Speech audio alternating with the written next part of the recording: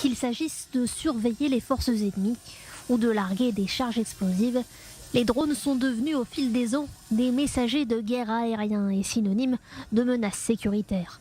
Afin de combattre ce danger, il a fallu réinventer les technologies. Les procédés de défense sont aujourd'hui en pleine évolution. Nous identifions les communications entre le drone et la télécommande. Et une fois que c'est fait, nous pouvons détecter la présence d'un drone à cet endroit. Nous savons comment faire pour nous immiscer dans cette cybercommunication, déconnecter le drone de la télécommande. Et ensuite, en utilisant ce que vous voyez ici derrière moi, nous devenons la nouvelle télécommande du drone. C'est ce qui nous permet de prendre ensuite le contrôle du drone. Il est très simple de prendre le contrôle d'un drone, mais encore faut-il pouvoir éviter les dommages collatéraux. Un drone peut être la cible de tir et en s'écrasant au sol, il peut frapper des zones où se trouvent des civils, comme un stade, ou comme nous le voyons ici, il peut être détecté et contrôlé à distance. Ce drone est en train de s'approcher de notre zone protégée, donc le système va automatiquement s'atténuer.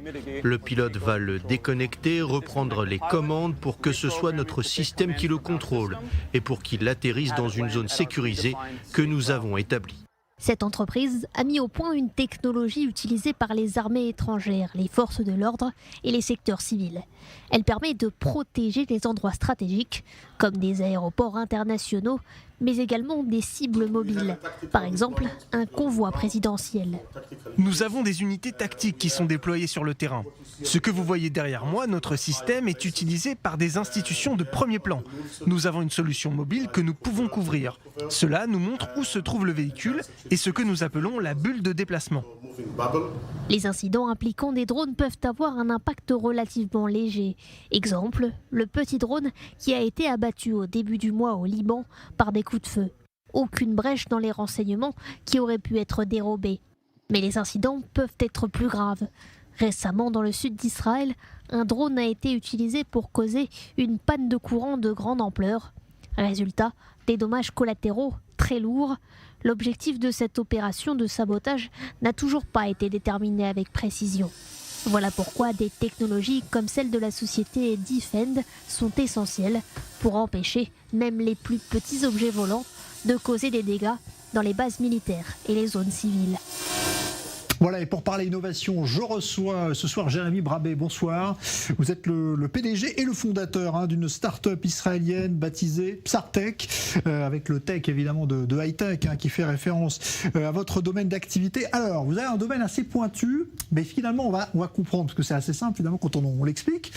C'est que vous vous intéressez à ce qui pourrait constituer la pièce manquante du puzzle, c'est-à-dire la pièce détachée qui peut être défaillante dans une entreprise. Et vous allez faire gagner du temps à ce moment-là à l'entreprise et notamment dans l'aéronautique. Alors tout à fait, dans l'aéronautique, mais on se diversifie aussi par la force des choses. On commence à travailler dans la chimie et en fait l'idée c'est d'assister les techniciens qui font de la maintenance de systèmes mécaniques complexes. Ça peut être un avion, un réacteur d'avion, ou ça peut être d'autres systèmes dans la chimie, et de leur permettre en fait très rapidement de reconnaître les pièces ou de faire même un inventaire des pièces grâce à leur téléphone portable, en faisant du traitement de l'image et de l'intelligence artificielle. Donc plutôt que de chercher dans des livres, dans des manuels de quelle pièce il s'agit, il photographie la pièce et on match avec un catalogue qu'on a créé avec notre client. Et donc ça simplifie et ça réduit. Donc ça prend quelques secondes pour retrouver. Exactement. Et j'étais aujourd'hui dans une entreprise de chimie, Israel Chemicals, et on m'expliquait que ça leur prend parfois jusqu'à 40 minutes ou des choses comme ça de trouver cette pièce. Et effectivement, avec la technologie qu'on est en train de tester là-bas, on parle de quelques secondes. Donc c'est un gain de temps qui est extrêmement appréciable dans des univers comme ça où la maintenance c'est quelque chose de crucial. Cette idée, parce que c'est quand même très pointu à la base. Quand on dit je vais créer une start-up et qu'on pense aux pièces détachées d'une entreprise aussi pointue que celle dont vous parliez à Israel Chemicals, comment vous avez pensé à ça? Alors, c'est pas venu directement. Comme on en a discuté, le chemin a été, pas envie de dire tortueux, mais en tout cas plein de surprises et de changements. On a commencé à réfléchir à la pièce détachée sur sa fourniture. Effectivement, à l'époque, c'était l'impression 3D. L'impression 3D s'est révélée une technologie qui n'était pas encore mature.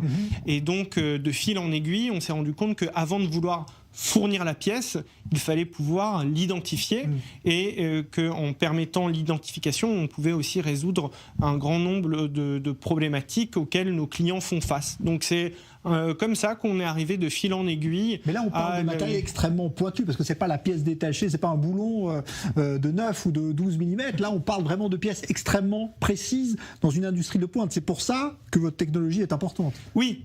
Alors, les boulons, c'est aussi important dans ces industries-là, mais c'est vrai que là, on parle de pièces, certaines qui doivent être identifiées par leur numéro de série, parce que elles ne peuvent être employées qu'un certain nombre d'heures. Donc là, on a par exemple quelque chose qui permet de lire les numéros de série. On parle de pièces, effectivement, on parle de systèmes très complexes. Un moteur d'avion, par exemple, c'est 40 000 pièces de 2000 types différents.